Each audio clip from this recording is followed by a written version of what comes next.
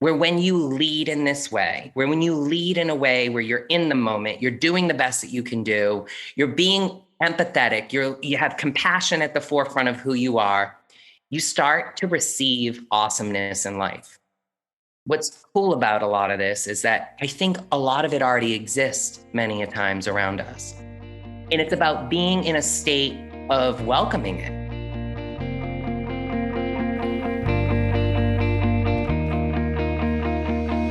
Hello, and welcome back to Seek the Joy podcast. Happy Seek the Joy Tuesday. I'm your host, Sydney Weiss, and welcome to our final episode in this Best of Seek the Joy podcast series that I've been sharing with you since October. And today's episode is with someone who I just loved connecting with this year. It's Sarcione. He's an international motivational speaker, Shine development coach, author, and the creator of the personality quiz, The Shine Scale.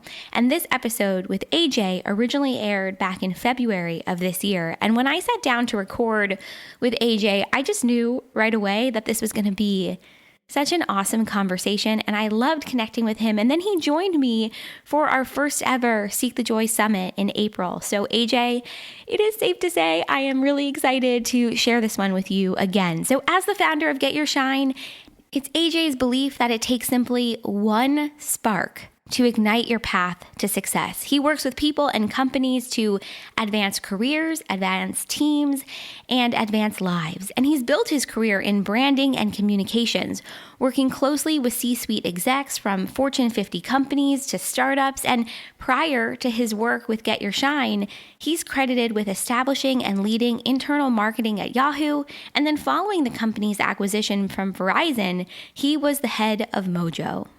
So in today's new episode, AJ and I dive into sparks and how we can ignite our spark and reignite our shine. He shares his steps to get your shine, and we dive into the Get Your Shine Awards, which was this really cool free campaign that happened earlier this year to inspire peer-to-peer recognition.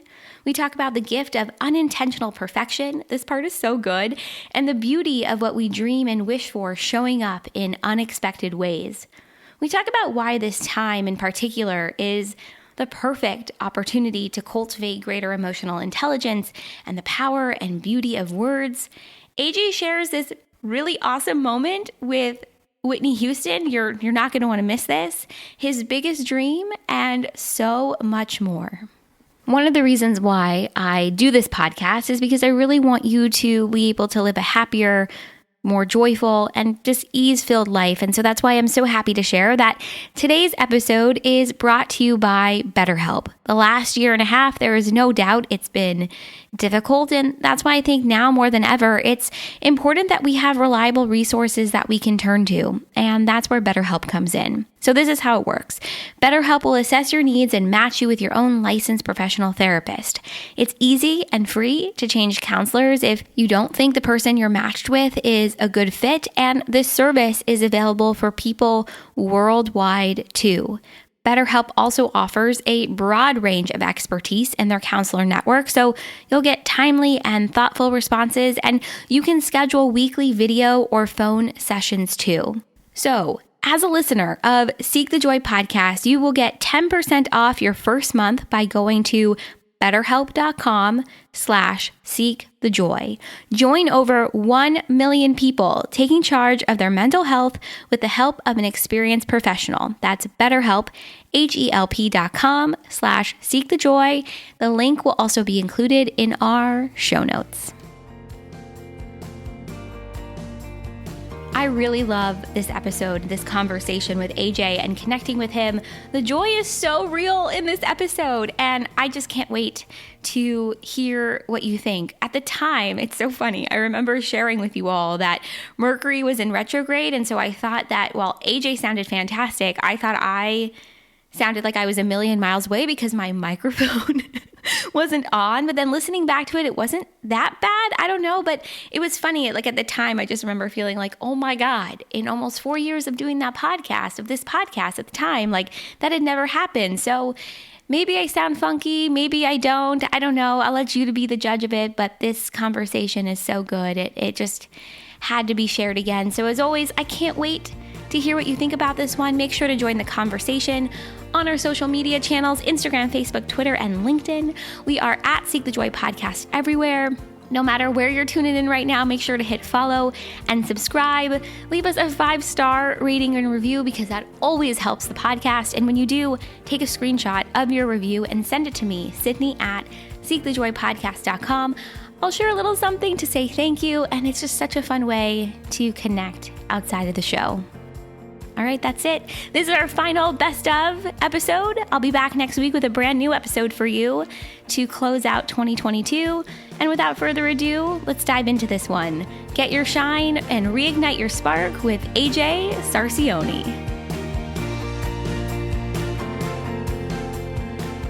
So AJ, I am really excited to have you on the podcast because there are so many, I think, really good, powerful, beautiful similarities with our work and what we talk about.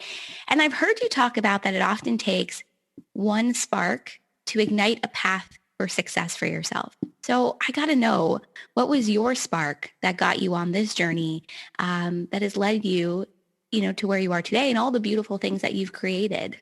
Yeah, I think the spark is something that continues to pop up in my life when I see someone smile and smile so big. It brings me such joy. And as we know, sometimes we can smile with tears, we can smile with exuberance. Smiles come in so many different ways. And when I see that happen in people, it just ignites everything inside of who I am. And in my last corporate role, I was flying around the world doing this motivational speaking in all these countries and meeting really amazing people. And I would see smiles popping on people's faces. And a lot of them occur when you help to remove the pressure and the weight from someone's shoulders. Like if you go to a great concert and you allow yourself to just be there and experience it in the moment, you lose a lot of the pressure that's happening in your life, and you live in this euphoria in a way. And I find that through my work, we can bring more of that into our lives by touching deeper into who we are, being more present in the world as who we are, and being more present in the world amongst other people. And ultimately, when I was working and I had said to my boss, I want to write a book. That may have been the spark that really ignited something in me, because it was pushing me into a place of creating something I had never created before. Yet knowing if I do this, it's probably just going to be one of many types of pieces of material that I create. And so that's what pushed me to start the work. And the more that I get into it and the more that I receive the smiles from people and the feedback from people, positive, constructive criticism, whatever it is, it just fuels me. So I love what you said about so much about this spark. Igniting it is about removing the pressure. And it's interesting because you talked about when you're at a concert and you're there and you're in the moment. I feel like you're right. Like this pressure alleviates itself when you allow yourself to remain in the present moment. But getting ourselves there, choosing to stay there, I don't know, for me, it's tough. Like I'm always like, oh my God, I shouldn't have done that thing. Or how is this other thing going to go? I mean, we're constantly in that tug of war with ourselves. But I love how you said that when you remove this sense of pressure, it ignites a spark for you, because in so many ways you're in the present moment and you're focusing on what are you excited about? What brings you joy? What's your passion? absolutely. I define shine ultimately in 3 ways, the way I talk about it. The first is excellence. And I think in a part what you're talking about is related to that. It's us putting ourselves in a position to be the best that we can be. There are a lot of people in life that will say that they want to do that. And that to me is a motivation, which is amazing. That's important. But then there are things that play into that, which is drive. And how do you drive yourself to actually do that each day, where you just even mentioned it's hard? I find it. There are days where I wake up and I have to go into my work and remind myself today is going to be friggin' amazing if I want it to be. And I set that affirmation for the day and then I welcome it. The second part of it is, your empathy and emotional intelligence and leveraging your emotional intelligence. I think throughout my work, in particular with leadership and working with leaders, it's such a defining characteristic. It's such a defining way of leveraging stuff inside of ourselves to cut through. When you build deeper relationships and you're more empathetic with people, it does a lot for you too. I have this concept of building others builds you. When you really put your energy into someone else, the amount that you get back yourself is unbelievable. And the last part of it is unintentional perfection, where when you lead in this way, where when you lead in a way where you're in the moment, you're doing the best that you can do, you're being empathetic, you have compassion at the forefront of who you are, you start to receive awesomeness in life. What's cool about a lot of this is that I think a lot of it already exists many a times around us. And it's about being in a state of welcoming it. It's about the idea that if you have something in front of you and you look at it negatively, you're likely going to receive negativity from it. But if you have something in front of you and you look at it positively, the opportunity to receive something positive from it is just so much greater. And so when you lead with excellence and you try to do your best that you can do, that doesn't mean that you don't have mistakes and flubs. And when you are empathetic with people and you're honest and you're genuine and you really try to understand where other people are coming from, not just your own perspective, and feel that, you'll start to receive more in life that very well may be already there. You know, the word perfection strikes people so much. It makes people uncomfortable. And a lot of people like to talk negatively about perfection. In just the last minute and a half, you can hear like, I don't think that way. Why think negatively of perfection? Let's flip it on its side and say things can be perfect. It can just be unintentionally perfect if we choose it to be that way. It all comes back to what you probably hear from a lot of other guests around expectations and control. So, yeah, that's how I define shine. And I think that, you know, by creating sparks across these characteristics that I've essentially determined when we create sparks across them, create our shine, you start to find this unintentional perfection in your life. And I barely know you, but I could probably already say from listening to the work that you do and understanding who you are, this is something that probably happens a lot in your life through your work and through what you're putting into the world. I have so much to say. I don't even know where to start. I think we have to start with this element of emotional intelligence, because I don't know how often we talk about it or think about it. I mean, I do, you do, but as a society, I don't know how much we're thinking about it. It's this element of reading the room, of putting yourself in somebody else's shoes and understanding their experience so that you can have that level of empathy, have that level of compassion. Because for me, it goes so far beyond just saying, hi, how are you? It's about putting yourself in that person's shoes. And then when you've cultivated, when it's a safe space for them and for you, having compassion and empathy for where they are and meeting that person where they are in that moment. I don't think we do enough of meeting someone where they are. We have, like you said, an expectation. We have this level of they should be here, they should be there because we're there. But no, it's really about meeting the other person where they're at. So we have to dive into that part of it, because I just love what you said, this element of emotional intelligence, and also how it translates to leaders and leadership and in the corporate world too, I think is fascinating. Yeah. So right before we started this, I was on my phone because I needed to finish something, right? And I wanted to make sure that you knew that I wasn't valuing you. It was just that I was in a tough space of coming off of the work I was doing prior to the work we're going to do together. Right. A lot of people will choose to not be so intentional about, hey, Sydney, I need to just finish this one thing and I want to give you all my attention. Is that okay? And you were like, yeah, no problem.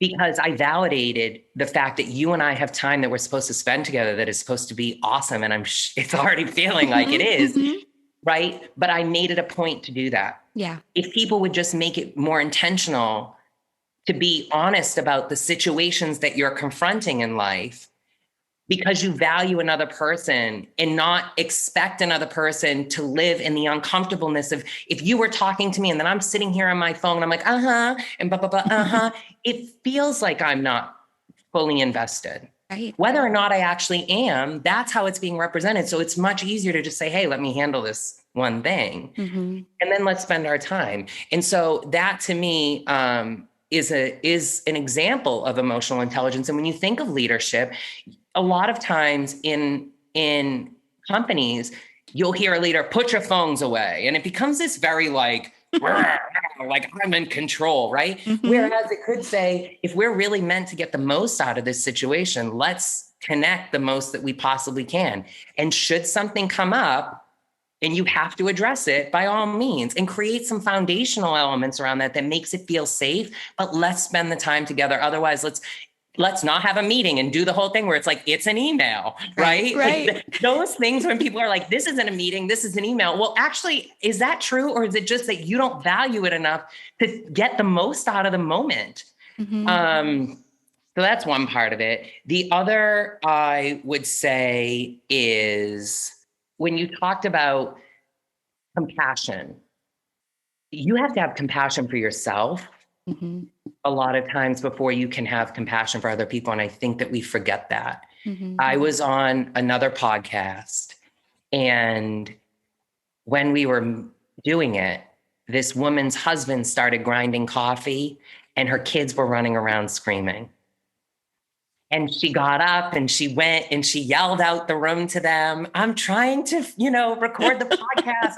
Can you stop? But I felt her anxiety. I felt her frustration. I felt her wanting to be this thing. And like, because of the situation we're in right now and being at home, it was hard. Yeah. And so when she came back, the moment was meant to be, okay, let's start over. Cause that's the beauty of these things, right? You could be like, there was a moment, let's start over. I said, no, let's not start over. Let's validate what just happened. Yeah. Because no one's intentionally trying to disrupt you.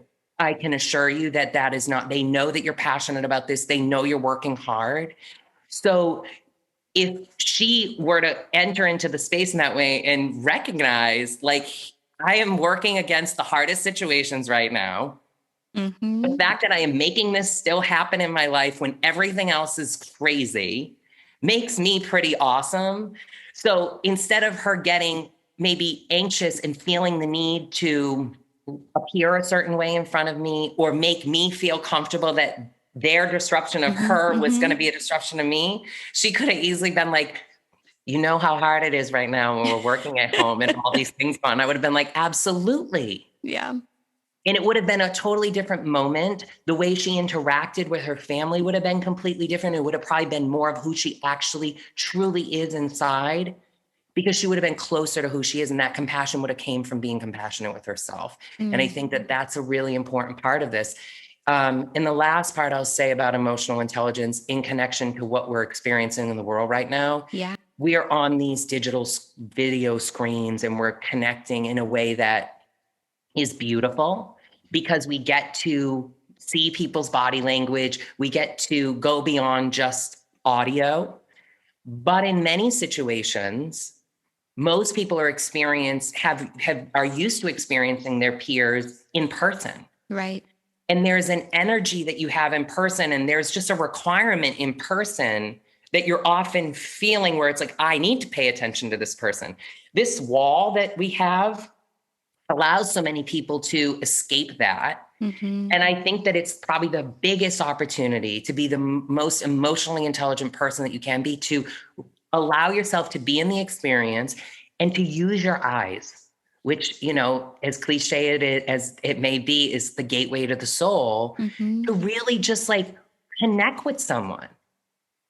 Especially like with the whole mask, outside of even what we're in right now with masks in the world, like our eyes are so powerful. And so I think being able to leverage that in this moment and draw that kind of connection to another person and to have honesty in your eyes and and be your most authentic self is the way that you can really, succeed in being emotionally intelligent right now. So I hope that some of that helps you. It does. And God, I hope people go back and listen to this a second time, because I love the story that you shared, because we all get caught up in that anxiety of the moment and it's not going how we wanted. Someone's interrupting me. I'm not showing myself that compassion. Therefore, I'm not showing it to somebody else.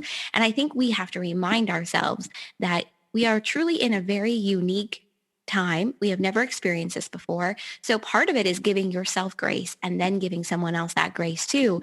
And knowing that things are going to pop up. I mean, I can't tell you how many times I've been in a work call and I live at home with my parents and my mom will open the door and I'll be like, hold on, not right now. Oh, let me mute 1 second. What's that? You know what I mean? You're just trying to figure it out as you go in the moment. I want to talk about this piece though, about unintentional perfection. Because I think it's so interesting. You shared, often we think of perfection as being this really negative thing. We call ourselves perfectionists and we say it's really bad because we want things to be a certain way and we have an expectation for our work. I'm with you. I've always never thought there's anything wrong with being a perfectionist. For me, it's the way I expect myself to show up. It's how I expect my work to be. It's just me. But I think part of this unintentional perfection, and you touched on it a little bit, is this piece about seeing the possibility, seeing the opportunity. So how can you make your life beautiful, full of opportunity, see the possibility despite a challenge, despite a hardship, despite something that came through that you were just not expecting? So can we dive into that piece about this a little bit? Because I think it really goes back to mindset, but I'm curious, with Get Your Shine and what you do what is your view on all this? Absolutely. Words are powerful. Maya Angelou has said that many times. They can get into our clothes, get into our environments. What else is powerful about words is the way that we use them and the definitions we have around them. And the more that society brings a negative connotation to the word perfection, perhaps there's a detriment to our ability to actually strive and thrive and try to be something because we're fearful of it. And I just choose to not live like that. I don't want to fear success. I don't want to fear that I can be amazing, right? I feel as though I'm going to do the best that I possibly can. And that's kind of how I look at the word. And that's where unintentional perfection came from. I remember when I first said it to some friends, one person's feedback was, so does that mean you think you're perfect? I was like, I don't think anything is perfect. Like that's the beauty of it. It gives us something to reach towards that is, to me, a beautiful thing. That beautifulness of the word is how I focus on it. And I would say with unintentional perfection in particular, when you're in life and you're focused on achieving something, say you want to get to a certain level in a career or you want to get a particular type of job, it's often not that thing, the materialisticness of the title or the specificity of the job that you really want. If you go deeper in it, you want stability. You want to be able to touch people's lives. You want to be able to make a change in the world. You want to be able to do these bigger, greater things, right? And so what's cool is you can strive to this thing that you want, but along the journey, you have to be realistic that you may be given moments in your life that provide whatever it is that you seek in other unintentionally perfect ways that get you to where you want to be. And then you alleviate the necessity of like, I need this one simple thing because you've already actually got there. And now you get to grow beyond it and go deeper. What I love about what you said is with your opinion around perfection, would I consider myself a perfectionist? No, because I don't need everything to be perfect. Do I need things to be the best that I think that they can? By all means. Am I meticulous? By all means. Look at people like Steve Jobs, who was so meticulous in certain aspects. And people have said positive and negative things about that, but look at the success that was created off of that meticulousness. Now, where maybe someone like Steve Jobs could have had some work is maybe around emotional intelligence, or maybe around acceptance that even though you've put that into the world and you've created the energy for things to be as great as they can be, you have to know when to give a little. And I think that that plays a lot into unintentional perfection and what we receive. You know, some may want to talk about this work in similarity to manifestation. And that when you put into the world, you know, what you put into the world, you receive back. And I agree with that. But I think that it's slightly different, where I'm not so certain that we actually have that kind of control that some people want to make others believe that we have. And that I just think that what you put into the world, yes, you'll receive back, but you're probably going to receive it in ways that you don't necessarily think that you are. You know, I'll share with you, part of my work connects back to a dream I had as a child. I dreamt of singing with Whitney Houston. I would dance around my parents' house with headphones on and envision the day that Whitney Houston and I were recording together, and we would go on tour together, and I would be singing with her often, and we would have this moment of making music together and how special that would be. And then cut 2 years later, I was given the opportunity to go see her in concert in Boston at the Wang Center.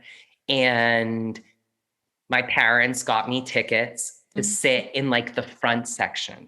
And I was very fortunate for that. They knew that this was everything I ever wanted in life. What's interesting about the moment is that when you get these tickets, you don't know where you're going to sit. They put you in the first 6 rows or something. And it's not until you actually arrive to the theater and you're given your tickets that you know where you're at in this special section. And so when I get to the theater, my friend and I get our tickets and they're in the front row. No. And so we're just like, this is so fortunate. We're so lucky. You know, how did this happen to us? So we're sitting in the front row, and Whitney's performing, and I saw Bobby on one side and with little Christina, and like, it just was so like, I'm in this moment, and Whitney's singing and I'm singing along with her. And in a way, it felt like my dream was coming true, because we were so close and we were singing, and it just felt something. But then that's when everything just went to this unintentionally perfect place. And Whitney Houston stopped her concert. She told everyone to quiet down. She's like, I need you to hear something. And she walks over to me and she pulls me up to the stage. And then next thing I know, I'm going, everyone falls in love sometimes. Sometimes it's wrong and sometimes it's right. And I was singing with Whitney Houston. Wow. And my dreams were coming true. And I was totally lost in the fact that I had achieved this thing. And when I look back on that moment, and when I was sitting there, passion was coming out of me. My energy was clearly like, I want to sing with you. Like, look at this. We're singing together. But then I was also controlling myself. I wasn't acting a fool. I wasn't raising my hand and begging her to come pick me or do anything, which then made her feel comfortable. And I think in a lot of ways, that in itself is being emotionally intelligent. This is your concert, Whitney Houston, and I'm lucky to be sitting in the front row to get to see you. Deep down inside of me, I really would love to sing with you. So I'm just going to put that energy out there. But if that doesn't happen, that's okay. And I'm not missing anything, because this is beautiful. And in my heart, I know someday you and I are going to sing together. So I can't wait for that to occur. And then this thing happens. And, you know, as you know, she's passed away. And so there's not that many people that can probably say they've had the chance to sing with her. Yeah. And then for me to be able to do that is wild. And as I look at my work, it's just one example where as I look back and I do the discovery around why I believe these characteristics are so important and why I believe the way that we are emotionally intelligent can get us to a place of unintentional perfection, where this dream of mine came true in its own special way. Mm-hmm. I just feel that this stuff really applies through all aspects of our life and can be used in families, can be used at work, can be used in however you want to try to find awesomeness, I guess. Mm. I don't even know like where to start. Okay, first of all, what a moment. Just Yeah, what a moment. But I think it's a testament to the fact that what you dream of, what you wish for, what you're passionate about, it will show up, but not in the way that you always expect. And I think that's an important message because we can get fixated on the way in which something shows up. We can become fixated on the result rather than being fixated on the energy in the moment, the way it right, makes you feel, the right. experience of it. I think that really, if we dig down deep into that experience you had. That's really what it's about. That exuberance, that joy, that, oh my God, I'm singing with Whitney Houston. She saw me, all the things you felt in that moment, which I am sure how you've carried that with you into other dreams and other moments and other big experiences that you've had. I think that's what we have to think about rather than how is it going to show up? Is it going to show up in this small box that I've created for myself? Because I would say probably 9 times out of 10, it's not going to. So it's Yes, really about affording yourself that room to grow and stretch and do all these amazing things. But for the thing that you wish for, you hope for, you dream of to show up in the way that it's going to, and it's going to look different. I think, oh my God. And you're singing. I mean, oh my God, this is amazing. I mean, what a moment. thank you. Yeah, it was really special. And I totally agree with you because sometimes I'm finding as I work with more people, I've worked with CEOs, a Mm-hmm. lot of powerful people that already have this athlete thing inside of them that they just keep going, right? But sometimes there has been some where I've had to help them move away from what they're doing and find who they are deeper. As I work with more and more people, I'm also finding that we can lose our shine in the quest to try to fit the box. Mm-hmm. And I think that is even more apparent now with what's going on in the world because of the excessive pressure that's been put on people in such a short period of time to live in a way that is Yeah. so different. And, in particular, moms, let's just say, or parents in general, a Yeah. nurturer, anyone that's investing in the growth of someone else, right? Especially if it's in a familial state. It's really hard right now because you're trying to support this child through their development with the restrictions that they have, knowing that they can't be around their peers, getting them on Zooms while you're also trying to do work and ba ba ba ba ba ba ba.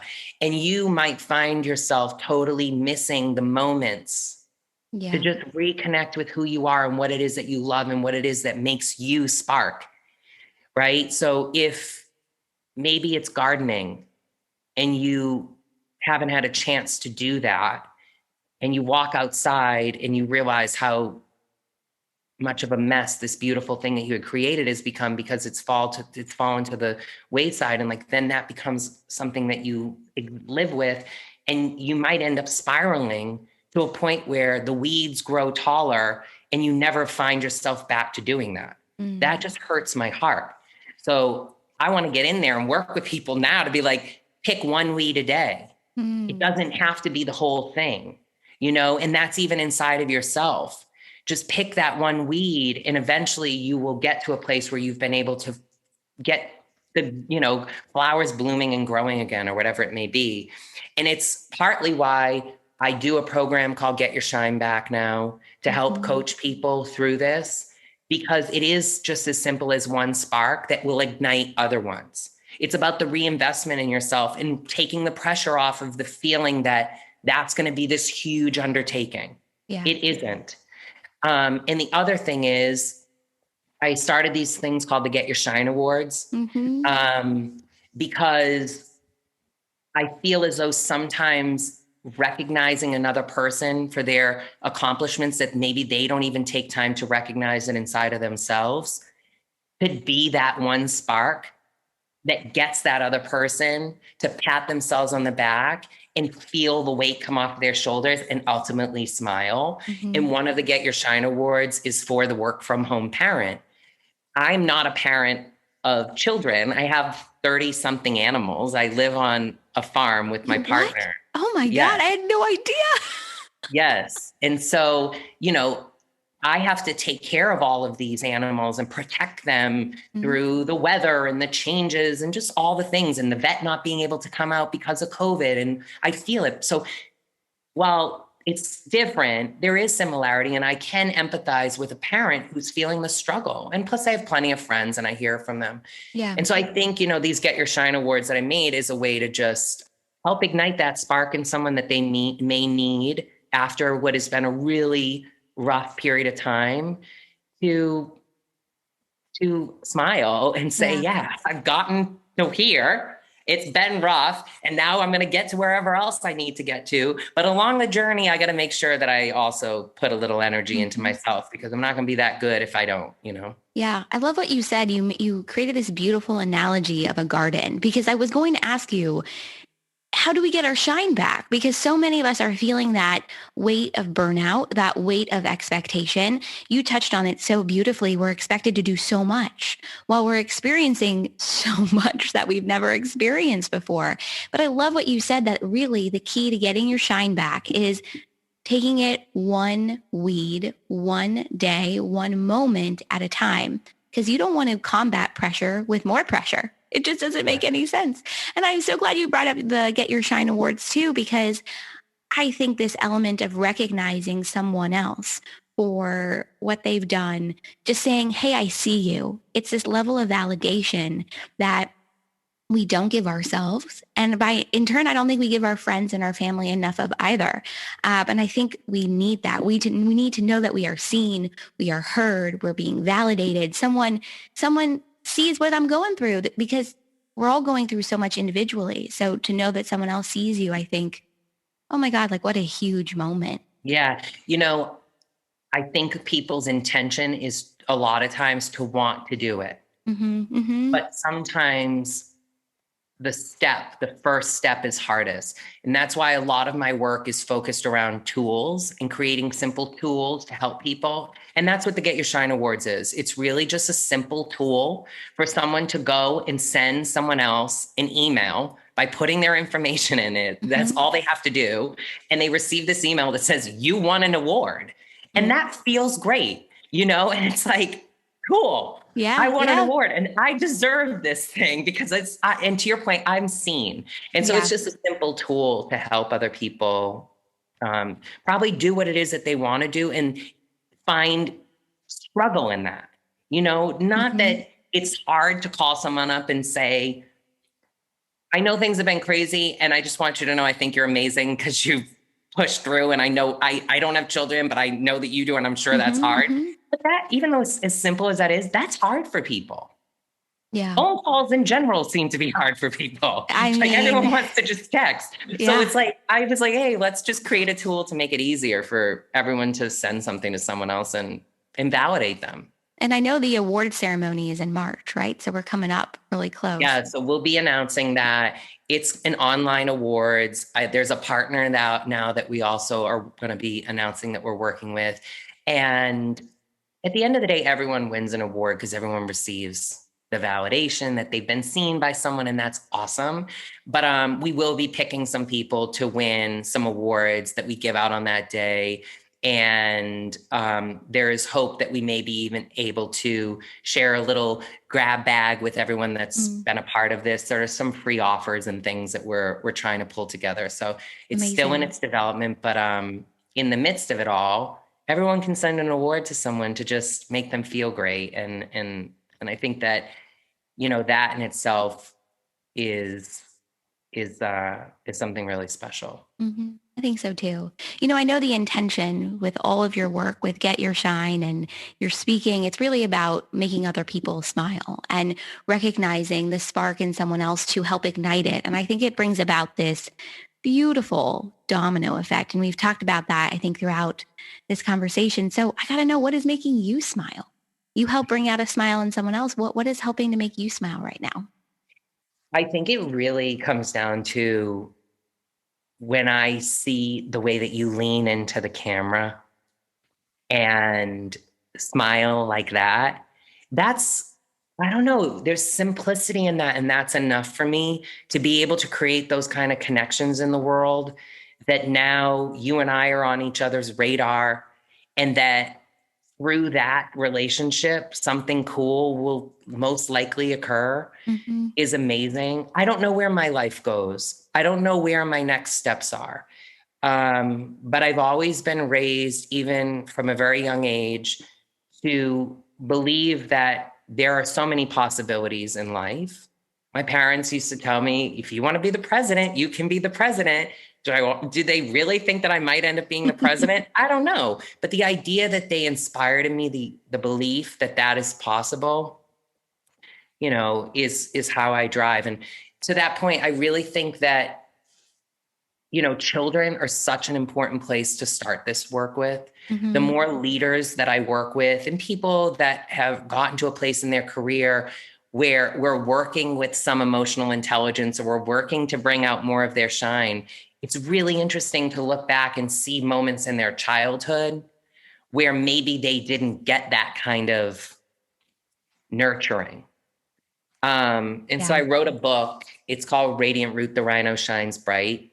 Mm-hmm. And it's about this rhino that goes out on a day that believes these things, are going to happen. And what's really cool is they do end up happening, but they come to life in the way that's unexpected. Mm-hmm. And one of them is, since the book is really for children, I can give it away because I'm assuming most of the people listening don't. But in the end of the book, one of the things that Radiant Ruth seeks is the pot of gold at the end of the rainbow. Mm. And so as she goes throughout her journey of the day, and she meets with her friends, and she meets new friends, and she discovers the things that she wanted to discover in ways that she didn't expect, they see the rainbow. And so they run to find the pot of gold at the end of the rainbow. But if you've ever run to, as I have, to try to get to the end of the rainbow and find the actual pot of gold, the closer you get to the mirage, essentially, it disappears. And so when Radiant Ruth and her friends run to finding the end of the rainbow, and they get close enough that it's gone, instead of finding disappointment and feeling like they haven't achieved what they set out to achieve, she looks around and says, hey, the pot of gold is actually all of you. It's all of my friends that are here with me now. And so she has that moment. And it's like, if we can get kids to think like that, how much greater is it that when they go out into the world and they try to land these jobs and they land these things and they don't happen, there's still something positive and beautiful that even is occurring in that moment that will push them to the next thing, that will push them to the next thing, that lifts them up to feel good in the moment. And so we as adults need that kind of work still. But if we start it with children, there's a lot of power in that. So. Oh, I love that, because it's an understanding and a recognition of two things, I think. One, there's gold in the experience. There's wisdom from the experience. So much of life is actually just having the experience. It's not about the result. And then the other end of that too is about relationships, relationship building in the moment. And this level of gold, of joy, of celebration, of connection that comes from those relationships. I love that. I got to ask you the question I ask everybody that comes on the podcast. And that is, what is your biggest dream? Yeah. It's a big question. I know. Well, what's cool about the question is when I achieved the dream of Whitney Houston, I spent many, many years wondering what my next dream was. Not that I don't have them every day, but the dream. The big one, the big dream. Big one. Yeah. And what's crazy is my next big one was when I met Wayne Dyer, who has since passed, but was a motivational speaker. I went to school with his daughter, and that's how I got to meet him. I said, I want to be a motivational speaker. I want to do what Wayne is doing. And then I ended up in this job at Verizon, flying around the world doing it. And I was like, this is crazy. This has come to life now.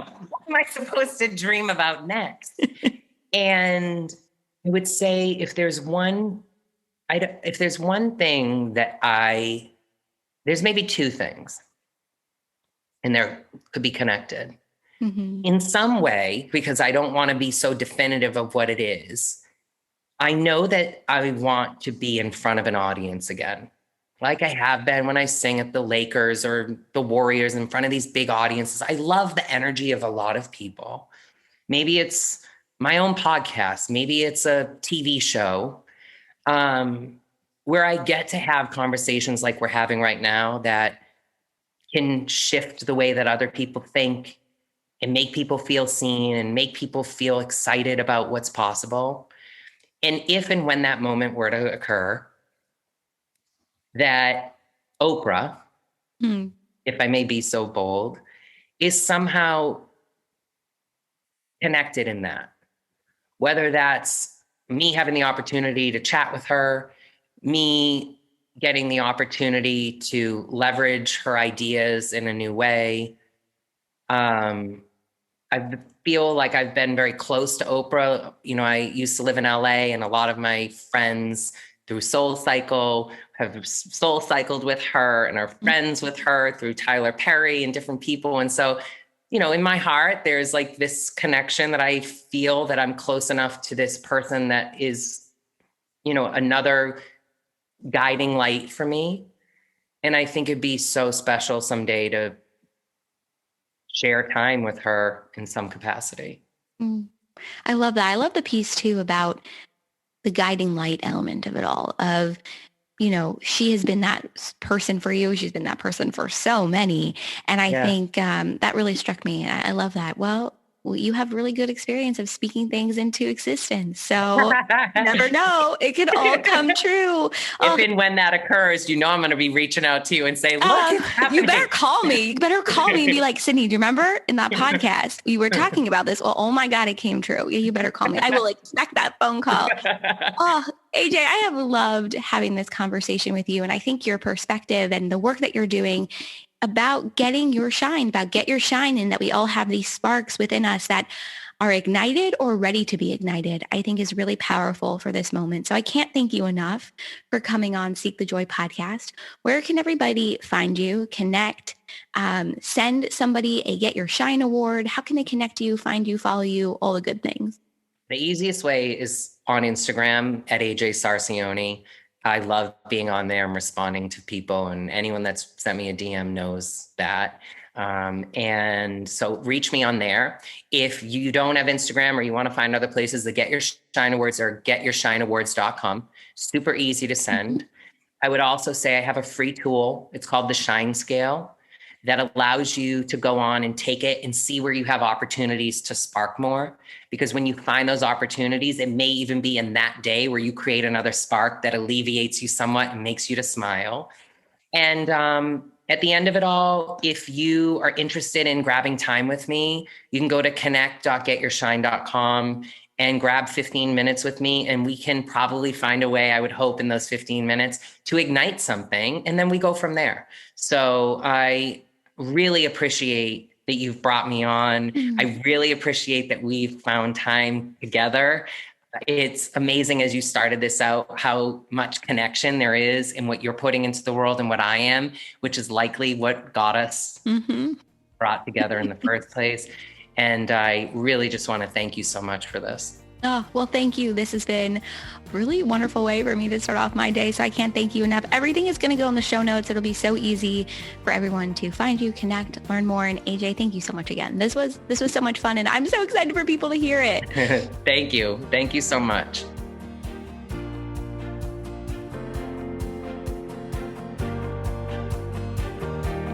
Seek the Joy podcast is a production of Seek the Joy Media and created, produced, and hosted by me, Sydney Weiss.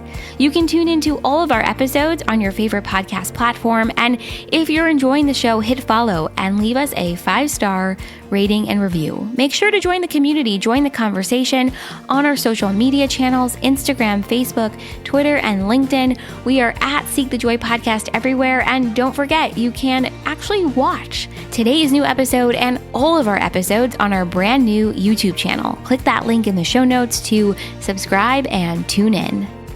As always, thank you for being here. Thank you for listening. And I'll see you right back here next week for another Seek the Joy Tuesday.